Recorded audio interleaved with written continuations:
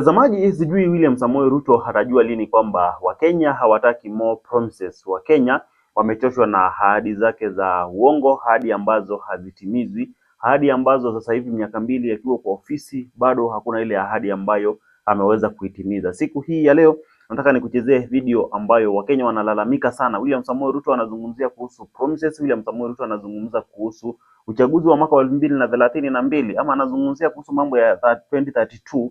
Ni kama yuko na uhakika kwamba 2027 atapigiwa kura, ni kama yuko na uhakika kwamba 2027 atapita, kwa sababu anazungumzia kuhusu mambo ya 2032, wakati Wakenya wengi wanasema kwamba ama wanaomba siku ziende haraka 2027 ifike ili waweze kumtoa William Samoei Ruto kwa ofisi, kwa sababu kulingana na Wakenya wengi wanaamini kwamba matatizo mengi ambayo tunayapitia kama Wakenya sasa hivi ni kwa sababu ya William Samoei Ruto kuwa kwa ofisi, kwa sababu mambo mengi ambayo tunapitia sasa hivi ni kwa sababu ya ushuru na mambo ambayo William Ruto amefanya wakati aliingia kwa ofisi. Nataka nikuchezee hizi video zake William Samoei Ruto kwanza kabla tujaendelea kuzungumza zaidi, alafu nitarejea hapa tuweze kuzungumza zaidi. And by 2032 we want to take it to 1.8 million acres to make sure that we sustainably can feed not just our population but also our children. It is not possible for us to discuss school feeding in isolation. As part of making sure that all our children have access to food, we have scaled up as a government our agricultural intervention to provide and supply more food in Kenya, so that we are not just addressing issues about our children, we are addressing issues about the people of Kenya. It is the reason why we have done three things in our agriculture. Number one, we have gone back to supply subsidized fertilizer to our farmers. And I'm very proud of what the farmers are doing in Kenya. It is the reason why the staple food in the last 2 years has come down by half. What was being sold for 230 shillings is now being sold for 100 shillings.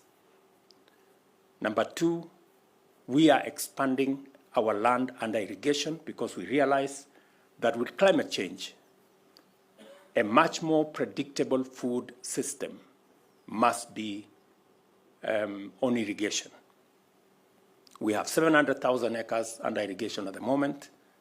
By 2027, we want to increase that by another 500,000 acres to 1.3 million acres. And by 2032, we want to take it to 1.8 million acres to make sure that we sustainably can feed not just our population, but also our children. The last 2 years, we've hired 56,000 teachers more.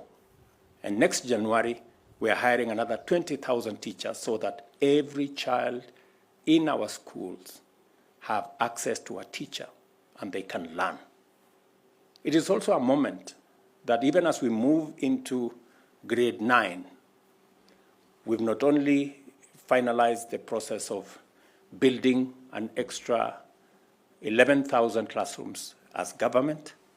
I've also asked our members of parliament, using their constituency development fund, to also build another 6,000 classrooms so that next year we are ready to make sure that every child that grows to grade 9 have a classroom, they have a teacher, and I am very happy to announce that we have already made all the learning material available. There will be a book, every subject for every learner, to make sure that our transition is complete and our transition is effective. So as we discuss school feeding program, we're discussing the health of our children and we are discussing the education of our children, because as I said, our children are a blessing to us as families, as parents, and as a nation. And as we look after them, we ensure our future. It is the insurance that we have for our future. Mtazamaji, huyo ni William Samoei Ruto, na nimekuambia kwamba William Samoei Ruto kama kuna jambo ambalo alifahamu vizuri ni kwamba ni kama bado intelligence haijamueleza kwamba Wakenya hawana haja na yeye tena.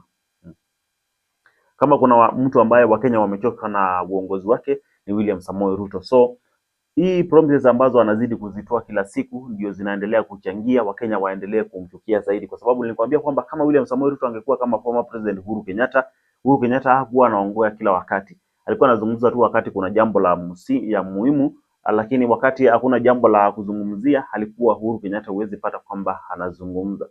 So Wakenya wanasema kwamba tunangoja hata 2027 ifike tuweze kutoa William Ruto, na yeye anazungumzia kuhusu Vision 2032. So mtazamaji wangu, nilikwambia pia kwamba William Samoei Ruto atakuwa rais sana kuondolewa kwa ofisi. Lakini pia nimekuambia kwamba Raila Amolo Odinga kama akipoteza Africa Union chairmanship atarudi hapa nchini Kenya, na Raila akirudi hapa nchini Kenya ujue kwamba atakuwa anarudi kutafuta kiti cha urais, kwa sababu hakuna vile Raila Odinga anaweza kuwa deputy wake William Ruto, hakuna vile Raila Odinga anaweza kuwa waziri wake William Ruto. No, atakuja kutafuta kiti cha urais. Kumbuka kwamba Raila Odinga akirudi atapata kwamba William Samoei Ruto atapata kwamba ODM iko na Speaker wa National Assembly, atapata kwamba Junet Mohamed ndio Interior Cabinet Secretary, John Mbadi ndio Treasury CS. So Raila Odinga hata anaweza akaamua, akipoteza huko anaweza akaamua kuanza impeachment ya motion ya kumtoa William Ruto kwa ofisi. Nilikwambia kwamba hawa wanasiasa politicians, hakuna urafiki katika politics. Mtu yote anaweza kuamua kukufanyia chochote kile anytime. So Raila Odinga akipoteza huko anaweza akaamua kwamba atarudi hapa nchini Kenya atafute kiti cha urais, ama anarudi hapa nchini Kenya amtoe William Ruto kwa ofisi na aweze kutafuta kiti cha urais. Kwa sababu unajua William Ruto ana hope kwamba Raila Odinga akipata kiti cha Africa Union chairmanship atamsaidia kutafuta kura za Nyanza region pamoja na Western Kenya, ili kuongezea kura ambazo amepoteza upande wa Mlima Kenya. Lakini watu wa Nyanza region, watu wa huko upande wa Western Kenya wamekuwa wajanja tayari, wanasema kwamba wanaona plani zake William Samoei Ruto, lakini hawataingia hiyo box. Hata Raila Odinga akijaribu kuambia kwamba wampigie kura William Ruto, hawatafanya hivyo kwa sababu wameshajua kile ambacho William Ruto anataka kuwafanyia. Ni vile tu amefanyia Mlima Kenya, kwa sababu kama aliwaahidi watu wa Mlima Kenya kwamba atawafanyia ABCD na ameshindwa kuifanya, inamaanisha kwamba hata akiwa promise tena watu wa Nyanza region mambo mengi, inamaanisha kwamba pia haya mambo ambayo atawa promise watu wa Nyanza region hataweza kuyatimiza, kwa sababu ametoroka Mlima Kenya kwa sababu ya kushindwa kutimiza ahadi za watu wa Mlima Kenya. So akirudi upande wa Nyanza region akiwa promise watu hapo, inamaanisha kwamba bado hataweza kutimiza hizo ahadi zao, kwa sababu kama angekuwa mzuri angemaliziana na watu wa Mlima Kenya kwanza, awatimizie ahadi ambazo aliwa promise, alafu aanze kutafuta kura sehemu zingine. Lakini kwa sababu ameshindwa kutafuta huko, kwa sababu anajua promises nyingi ni fake promises, ndio maana anaenda upande wa Mlima Kenya, ama ndio maana amehamia Nyanza region ili kuendelea kuwadanganya huko upande wa Nyanza region pamoja na Western Kenya. Lakini hiyo ni maoni yangu tu, ningependa sana nisikie maoni yako hapo chini katika sehemu ya comment section, na usiende bali, nitarejea hivi punde tu na mengi zaidi. Kwa sasa bye bye.